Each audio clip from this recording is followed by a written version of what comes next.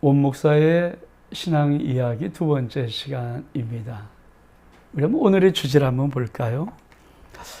오늘의 주제는 짝퉁 신앙 판별법. 이런 신앙은 가짜입니다. 단정하지 못하겠지만 가짜일 확률 꽤 많은 것. 어떤 것이 있을까요? 한번 우리 그것을 나누기를 원합니다. 자, 성도 여러분, 신앙생활 하는데 이거는 가짜일 확률이 많다. 그런 짝퉁 신앙을 명확히 알아야 그래야 신앙생활을 진짜 할 수 있지 않겠습니까? 온 목사가 35년 동안 목회를 하면서 신앙생활을 볼 때 이런 신앙은 가짜일 확률이 많은 가짜 신앙이다. 그런 것을 좀 오늘 몇 가지를 한번 나누기를 원합니다. 첫 번째, 돈입니다. 돈. 참 크리스찬들이, 저도 목회자지만 정말 물권을 받고 하나님 앞에 거룩한 부자 되는 것 정말 목회자의 바람이죠. 목회를 하면 가장 힘든 것이 무엇이냐? 다른 것이 아니라 그 목회를 하는 동안에 그만 성도들이 물질로 어렵고 세상살이가 어렵고 사업에 부도가 나고 이런 것을 당할 때는 사실 저뿐이 아니라 모든 목사님들이 정말 어쩔 줄 모르는 마음의 부담감을 갖고 있습니다. 저도 우리 교회를 목회하는 동안에 가장 힘들었던 부분들이 뭐냐? 마음의 무거운 짐이었던 부분이 뭐냐? 지금도 그런 짐이 있습니다만은 정말 우리 성도들이 세상에서 많은 어려움을 당하고 특히 물질의 공고함을 당하는데 헤어나지를 못하는 거예요. 빚에 쪼들리고 그럴 때마다 정말 얼마나 마음이 부담스럽고 힘들고 어려운지 안타까운지. 그래서 정말 목회자의 마음 속에는 우리 성도들이 하나님을 믿으면서 할 수만 있으면 많은 물질의 부여도 좀 풍부함도 누리고 살아가는 것 정말 목회자의 꿈들이거든요. 그런데 불구하고 하나님 앞에 예수 잘 믿고 부자 되는 것과 돈을 사랑하는 것은 다릅니다. 저는 돈을 사랑하는 것은 우리의 신앙이 가짜일 수 있다는 어떤 사인이 아닌가. 이런 성경은 이렇게 말하거든요. 돈을 사랑함이 일만악의 뿌리다. 자, 돈이 일만악의 뿌리란 말을 하지 않습니다. 돈을 사랑함이 일만악의 뿌리다. 다시 말하면 일만악의 뿌리를 갖고 있는 돈을 사랑하는 그 성도가 어찌 진짜 성도이겠습니까? 또 하나님은 이렇게 말씀하십니다. 우리 주님은 재물과 하나님을 겸하여 섬길 수 없다. 아주 명백한 말씀이거든요. 네가 재물을 사랑하면 하나님 사랑할 수 없고 네가 하나님 사랑하면 재물을 사랑할 수 없다. 어쩌면 우리가 정말 하나님 앞에 올바른 믿음의 생활을 하면 돈을 사랑할 수 없는 것이 맞을지도 모르죠.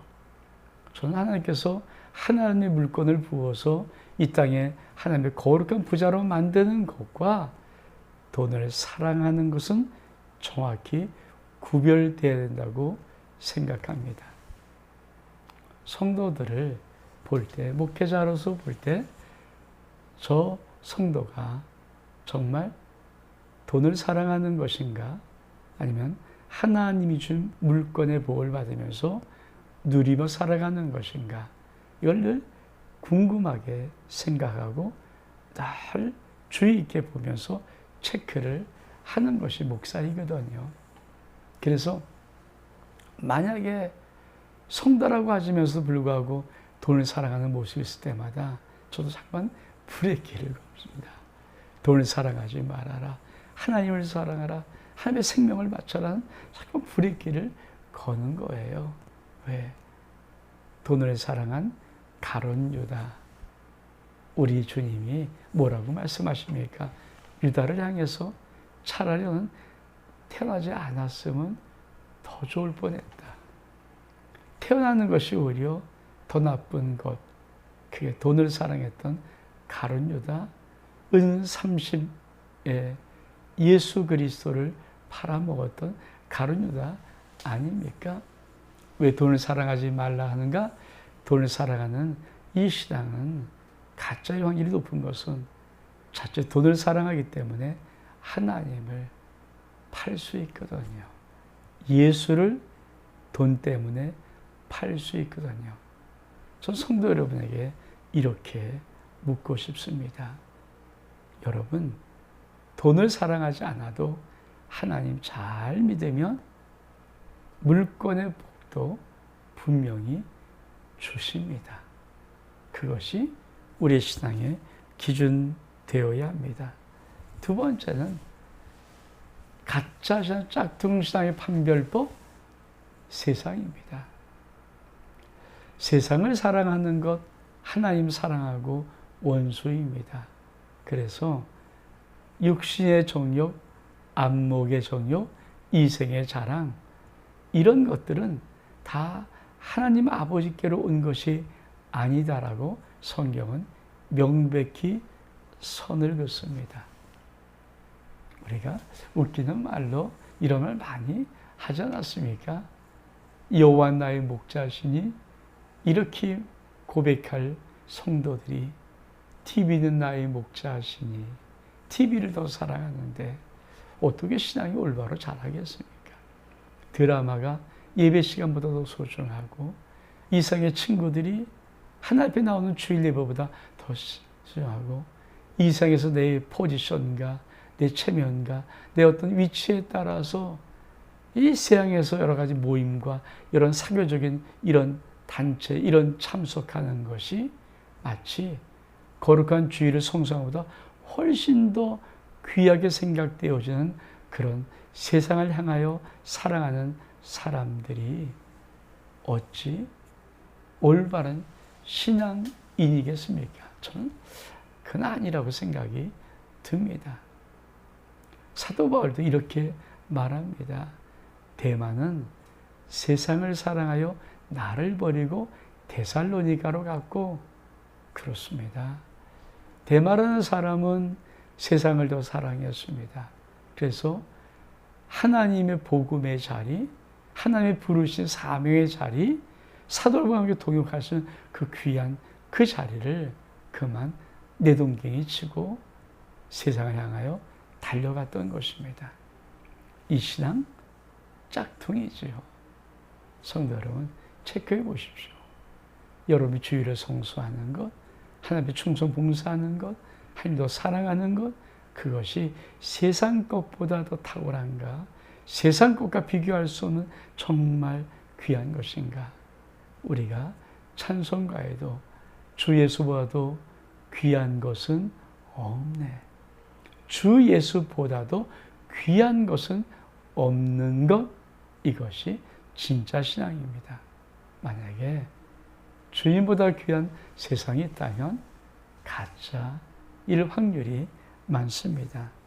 세 번째로는 예배드리는 모습. 저는 목회를 하면서 우리 성도들을 늘 체크해 보는 것이 있습니다. 1년 52번의 주일 동안에 우리 성도들이 하나님 앞에 예비하는 모습들이 어떤 것인가.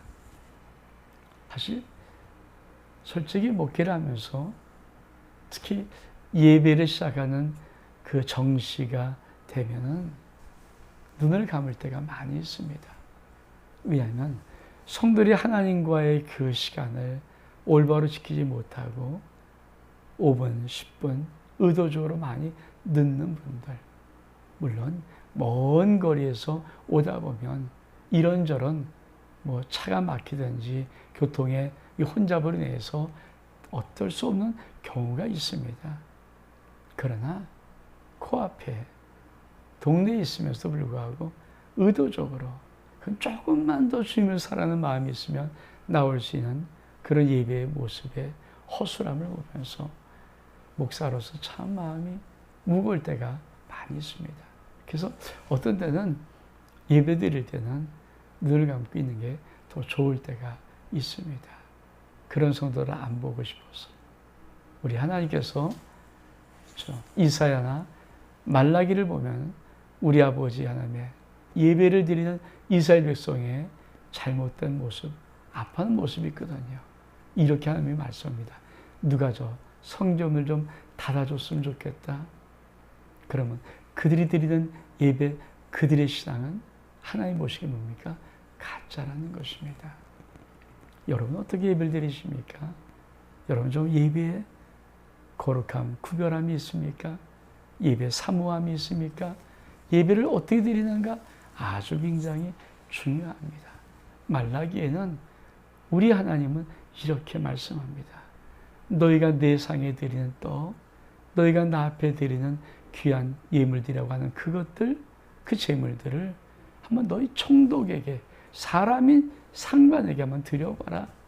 총독이 받겠느냐? 총독이 받으면 나도 받을게. 얼만큼 엉터리 같은 것, 병든 것, 상한 것, 하이 받기가 어려운 그 모든 것을 드리면서 하나님 앞에 예배 드렸다고 하는 그들의 모습이 아버지의 마음이 너무 아팠던 것입니다. 예배를 올바로 드리고 있습니까? 예배를 정시에 드리려고 교회 여러분이 앉을 그 자리에 앉아 있습니까? 예배를 준비하면서 나오고 있습니까?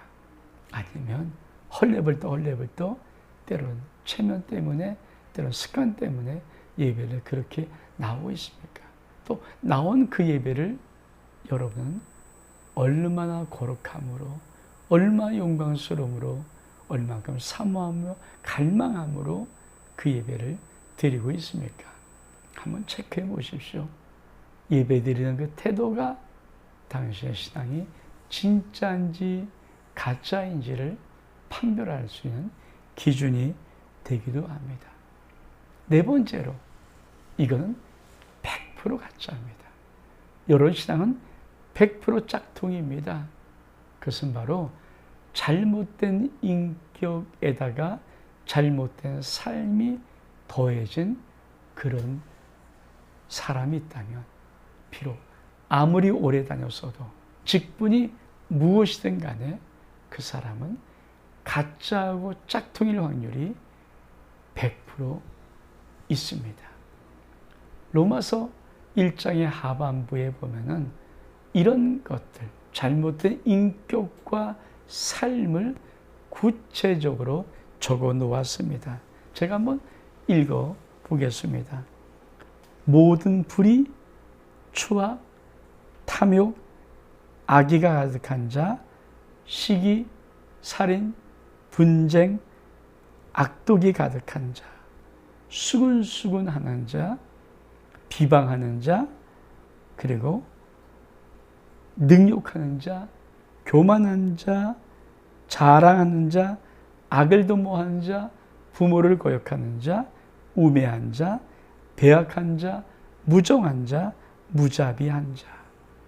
그러면서 우리 하나님은 그 다음에 이렇게 말씀을 잇고 있습니다. 그들이 이 같은 일을 행한 자들은 하나 사형에 해당한다고 하나님이 정하셨음을 안다, 이렇게 말합니다. 잘못된 인격에다가 잘못된 삶을 살아가는 자들이 의로 있습니다. 저도 목사입니다. 목사이지만 때로는 교단이나 어떤 이렇게 목사들의 모임을 갈 때면 그 사람의 인격, 저 사람의 내뱉는 행동들, 말들, 이런 걸 들어볼 때마다 저분이 정말 목사가 맞나? 정말 예수 믿는 사람이 맞나? 구원받은 자가 맞나? 정말 신앙인인가? 하는 퀘스천 마크를 달 때가 많이 있습니다. 저도 부족합니다. 그러나 정말 목사와 성도든 누구든 간에 우리가 성도라면, 구원받은 자라면 그 인격이 잘못될 수가 없습니다. 그 삶이 잘못될 수가 없습니다. 하나님은 이런 자를 향해서 사용해야 한다고 말합니다. 다시 말하면 100% 이런 신앙 가짜다. 혹시 저와 우리 성도의 모습에 이런 모습이 있다면 회개하고 돌이켜야 됩니다. 턴투 가십니다. 하나님께 돌아와야 합니다. 여러분의 모습 속에 이런 신앙이 있음에도 모습이 있고 이런 인격의 모습이 나타남에도 불구하고 그대로 신앙을 우격다짐으로 지속하는 것은 여러분이 결국에는 멸망받을 수밖에 없는 길로 가고 있는 것뿐입니다. 반드시 회개하고 돌이켜야 됩니다. 그래서 저는 우리 성도들이 냉정하게 자기의 인격 플러스 자기의 삶의 모습에 로마서 1장 하반부에 있는 이 사형에 해당된다는 이 말씀을 읽어보면서 나는 꺼리낌이 없다라고 고백할 수 있는 그 자가 진짜입니다. 다섯 번째로 짝퉁신앙의 판별법 다섯 번째는 무엇인가? 저는 열매라고 생각을 합니다. 우리 지금 이렇게 말씀하십니다. 좋은 나무는 좋은 열매 맺는다. 못된 나무가 못된 열매 맺는다. 좋은 나무가 못된 열매 맺는 법 없고 못된 나무가 좋은 열매 맺는 법도 없다. 열매로 그들을 알라라고 말합니다. 신앙생활을 5년 했으면 5년, 10년 했으면 10년, 20년 했으면 20년, 30년 했으면 30년 좋은 열매가 있어야 됩니다. 근데 참 안타까운 것은 그렇게 오랜 시간들을 신앙생활하는 것 같은데 그만 신앙의 열매, 성령의 열매, 믿음의 열매들이 없는 분들이 의외로 많습니다. 여러분 어떻습니까? 열매를 맺고 있나요? 좋은 열매를 맺고 있나요? 성령의 9가지 열매를 맺고 있나요? 아니면 옛사람의 모습으로 나쁜 나무의 모습으로 그냥 그렇게 살아가나요? 열매 꼭 체크해 봐야 됩니다. 5가지를 말씀드렸습니다. 돈, 세상, 그리고 예배, 그리고 잘못된 인격 플러스 잘못된 삶, 그리고 신앙의 열매, 믿음의 열매, 성령의 열매, 이런 5가지를 잘 체크해 보면 짝퉁 신앙인지 아니면 진짜인지를 알 수 있습니다. 한 가지 부탁하고 싶은 것은 이것을 남을 판단해 쓰는 것이 아니라 성도 여러분, 여러분 자신, 제 자신에게 먼저 판별해서 날마다 체크해 봐서 내 신앙이 정말 하나님 앞에 진짜 신앙, 진짜 명품 신앙 될 수 있는 그 길로 달려갈 수 있는 은혜가 있기를 원합니다. 원 목사의 신앙 이야기 2번째 시간, 짝퉁 신앙 판별법 여기서 마칩니다. 성도 여러분, 신앙은 진짜여야 됩니다. 전 여러분의 신앙이 진짜 하나님이 인정하시는 명품 신앙 되기를 주의 이름으로 축복합니다.